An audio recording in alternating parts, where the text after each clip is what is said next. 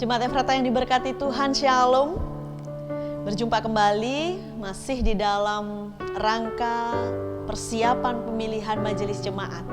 Di video kali ini kita akan belajar mengenali jenis-jenis jabatan gerejawi yang ada di GKPB. Kalau kita tahu ada 5 jabatan gerejawi. Yang pertama adalah penatua, kemudian penginjil, diaken, pendeta, dan bishop. Tetapi hari ini kita hanya akan melihat 3, penatua, penginjil, dan diaken. Saudara-saudara, GKPB melaksanakan 3 tugas panggilan gereja, yakni bersekutu atau koinonia, bersaksi atau marturia, dan melayani atau diakonia. Untuk melaksanakan tugas panggilan gereja ini, maka dipilihlah beberapa orang untuk mengambil bagian di dalam pelayanan yang kemudian diberikan jabatan gerejawi, yaitu penatua, penginjil, dan diaken.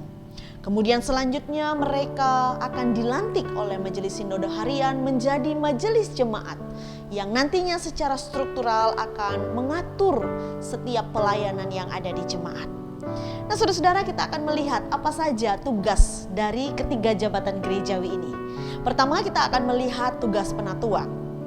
Penatua bertugas untuk mengupayakan segala bentuk persekutuan di jemaat. Jadi ini memenuhi tugas koinonia.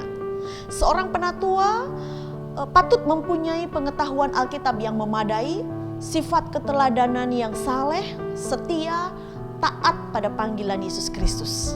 Yang pertama penatua ya. Lalu yang kedua tugas penginjil.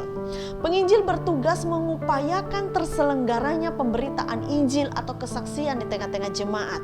Ini memenuhi tugas marturia. Seseorang penginjil patut memiliki pengetahuan Alkitab yang memadai dan dapat mengkomunikasikan Injil dengan orang lain, baik melalui perkataan maupun melalui perbuatan. Lalu yang ketiga tugas diaken. Diaken bertugas untuk mengupayakan terselenggaranya pelayanan kasih. Ini menyangkut tugas ketiga, yaitu diakonia. Seorang diaken patut memiliki kesetiaan dan keterampilan di dalam mengatur perbendaharaan jemaat, memiliki kepekaan dan solidaritas yang tinggi terhadap orang yang memerlukan. Nah, saudara-saudara, jadi itu sekilas kita sudah melihat tentang tugas dan tanggung jawab penatua, penginjil, dan diaken. Semoga kita sudah bisa membedakannya ya, sehingga nanti kalau memilih kita bisa melihat, oh si A cocoknya di penatua, si B cocoknya di diaken, si C cocoknya di penginjil, dan lain sebagainya. Lalu yang menjadi pertanyaan saudara-saudara, siapa saja yang berhak untuk memilih? Seluruh anggota jemaat yang sudah sidi memiliki hak suara di dalam pemilihan majelis. Lalu sebaliknya, yang boleh dipilih menjadi majelis adalah semua anggota sidi yang telah menjadi anggota jemaat minimal 3 tahun. Jadi pastikan pilihan saudara tepat sesuai dengan jabatan gerejawi, sesuai dengan tugas-tugasnya, dan sesuai dengan talenta yang saudara-saudara kita miliki. Jemaat yang diberkati Tuhan, di dalam masa pemilihan majelis periode ini kita juga perlu mengingat atau memperhatikan kembali beberapa hal.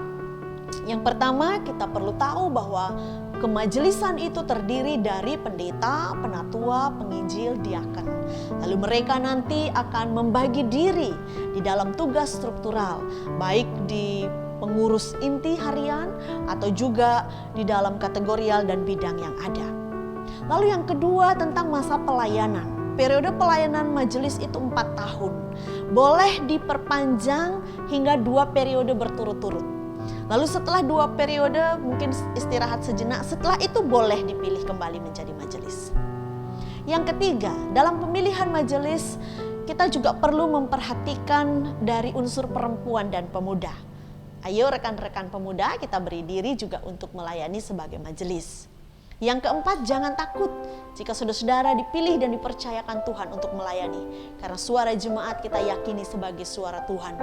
Ketika jemaat mempercayakan pelayanan ini kepada saudara, maka itu berarti Tuhan juga sedang memilih saudara. Dan yang terakhir, segala hal yang berkaitan dengan mekanisme pemilihan akan disampaikan secara khusus nantinya oleh panitia.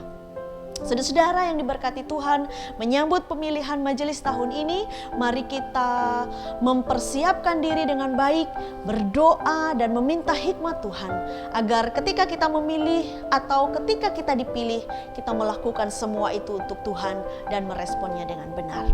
Surat Kolose 3 ayat 23 mengatakan, apapun juga yang kamu perbuat, perbuatlah dengan segenap hati seperti untuk Tuhan dan bukan untuk manusia. Tuhan Yesus memberkati kita.